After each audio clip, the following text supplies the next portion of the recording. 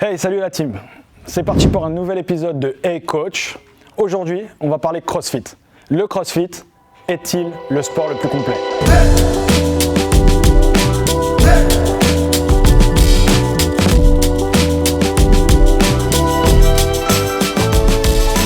Pour faire simple, le CrossFit, c'est quoi? Un mix entre trois disciplines, trois thèmes. 1. Les mouvements haltérophiles et leurs dérivés, la gymnastique et le cardio via les différents outils cardio. Donc, est-ce que c'est la meilleure discipline, le sport le plus complet? On va essayer de l'analyser un petit peu pour voir les qualités requises pour performer en CrossFit et éventuellement voir ce qu'on laisse un peu de côté dans les qualités physiques qui feront défaut pour être un sport vraiment très complet, ou en tout cas le plus complet. Donc on va s'attarder sur les qualités nécessaires développées par le CrossFit. Bien entendu, dans un premier temps, on verra la force, on utilisera la force, mais ce doit être une force qui dure dans le temps, puisque le concept, le principe du CrossFit, c'est de l'endurance. Alors de l'endurance en réussissant à travailler sous des charges ou un pourcentage de charges élevé pour les mouvements d'haltérophilie ou de musculation ou de powerlifting, de force athlétique, mais également de la coordination avec les mouvements de gym et surtout un niveau d'endurance, un niveau cardio important. À cela va s'ajouter la mobilité. Les mouvements de gym, les mouvements d'haltérophilie sont souvent faits sur des amplitudes importantes, complètes, qui nécessitent d'avoir une excellente mobilité pour préserver son intégrité physique et pouvoir effectuer les mouvements correctement. Donc pour résumer, les points importants, les qualités pour le CrossFit et développées par le CrossFit de manière majoritaire. La force, l'endurance, la mobilité, la coordination. La combinaison de ces différentes qualités, de ces différents besoins, demande un niveau de fitness, un niveau de condition physique très élevé. C'est une discipline qui, au ressenti, va être très difficile. Cela va vous permettre, de perdre du poids et en même temps de vous muscler et d'acquérir pas mal de qualités physiques, de soutien et la représentation de votre schéma corporel qui est un plus aussi bien au sport que dans la vie de tous les jours. En gros, on valide en tant que sport très complet. Le petit plus, attention, quand on quantifie un effort physique, on va avoir le ressenti à l'effort et l'intensité de l'effort. On mélange souvent un petit peu les deux pour faire simple. Le ressenti, c'est ce que vous ressentez au moment où la perception de l'effort lorsque vous pratiquez. Je transpire, j'ai chaud, je suis essoufflé. Ça peut paraître très dur, mais ce n'est pas forcément le reflet de l'intensité de l'exercice. D'un autre côté, l'intensité, on va la quantifier sur, bien sûr, le ressenti, mais ce qui se passe aussi à l'intérieur du corps, sur le facteur nerveux, sur l'engagement, sur les intentions dans la discipline.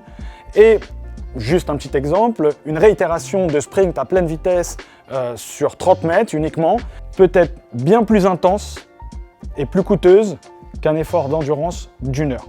Donc, attention, intensité versus perception de l'effort.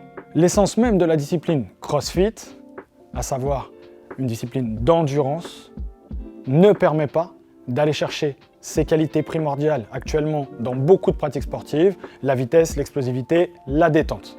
Il y a trop de fatigue induite par le circuit pour pouvoir développer de manière qualitative ces qualités physiques. J'ai pas moi, en tant que personne et en tant qu'entraîneur, un parti pris. Le CrossFit, comme le football, comme un autre sport, à partir du moment où il est pratiqué correctement, ça pose aucun problème et chacun a sa place. Par contre, j'aime bien que les choses soient claires et le CrossFit ne permet pas de tout développer. Ça, c'est ce que je voulais dire et c'est très bien.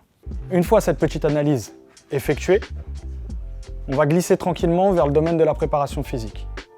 La mode du CrossFit, puisqu'il y a eu un engouement énorme sur les dernières années, a fait un petit peu des petits, des émules, et on a glissé toute la terminologie, la logique CrossFit dans les programmes de préparation physique.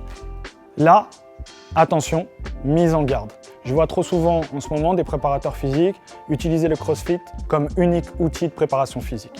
On peut utiliser le CrossFit dans la préparation physique à certaines périodes pour certaines disciplines qui collent à la logique du CrossFit. Exemple, sur des conditionnements de début de saison où on va avoir un gros travail d'endurance et un besoin de renforcement musculaire général, le CrossFit peut avoir sa place. Il peut aussi avoir sa place dans une dimension psychologique où on veut pousser un groupe ou un individu qui s'entraîne à aller le plus loin possible dans l'effort, dans la perception de l'effort. Oui, effectivement, faire un wood, faire un entraînement CrossFit en circuit, c'est super difficile parce qu'on est extrêmement fatigué quand on sort de l'entraînement. Donc la dimension mentale, savoir se connaître, aller jusqu'au bout de ce qu'on peut faire, l'endurance, un peu de force, la mobilité, de superbes outils pour démarrer une saison. Par contre, attention à ne pas se tromper de cible lorsqu'on avance dans la saison ou que la musculation, le renforcement musculaire, devient un petit peu plus spécifique ou en tout cas orienté vers la discipline. On pourrait avoir l'effet inverse, c'est-à-dire une diminution même de certaines qualités. À trop travailler sur la dimension, sur le facteur endurance, peut-être qu'on peut limer ou abîmer certaines qualités comme la vitesse et l'explosivité par exemple. On sait pertinemment que la vitesse, l'explosivité, l'accélération sont des clés de la performance et de la victoire sur beaucoup de disciplines. Le footballeur qui va sur 2 appuis, passer l'épaule et pouvoir attraper le ballon, récupérer un ballon au basket, démarrer, bondir sous un panneau, tout ça sont des qualités que le CrossFit ne pourra pas développer. Est-ce que c'était clair ce que j'ai dit là? Ouais.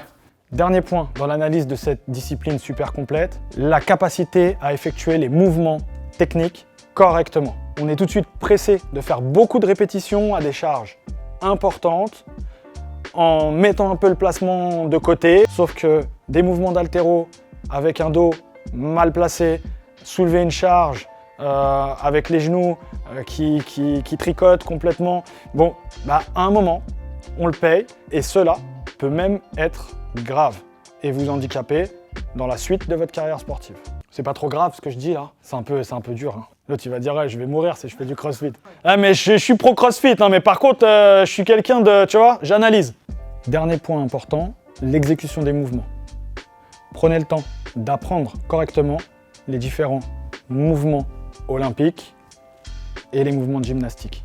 Une mauvaise pratique, un mauvais placement sur un effort qui vous fatigue énormément, une baisse de la vigilance et régulièrement, ou en tout cas on flirte avec la blessure si les techniques ne sont pas nickel. Donc soyez vigilants et faites attention à ça. Ils sont à la récré en fait. Putain, j'étais où? La conclusion. Ouais. En conclusion, le CrossFit est-il le sport le plus complet? Eh bien pas tout à fait au vu des éléments qu'on a vus précédemment. Mais le CrossFit, on valide, on aime, discipline très complète qui permet vraiment de se défouler, d'améliorer sa condition physique dans une ambiance vraiment sympathique. Non, c'est trop ça. Non, il fallait la chute, tu vois, mais c'était pas la bonne. Parce que c'est funky, il y a du monde, tu vois, c'est le truc. Le CrossFit, c'est ça, c'est que c'est pas un truc où t'es tout seul, quoi. T'as du monde, même si c'est contre toi-même, t'as des gens avec toi, donc ça motive. C'est quand même une discipline qui est très complète, pour laquelle on a un coup de cœur. On valide une super méthode de conditionnement physique. C'est donc une excellente discipline qui allie performance et santé, quand elle est bien faite. Non. Tu le verras, ça, on s'en fout. C'est déjà la fin. Surtout, n'oublie pas de t'abonner.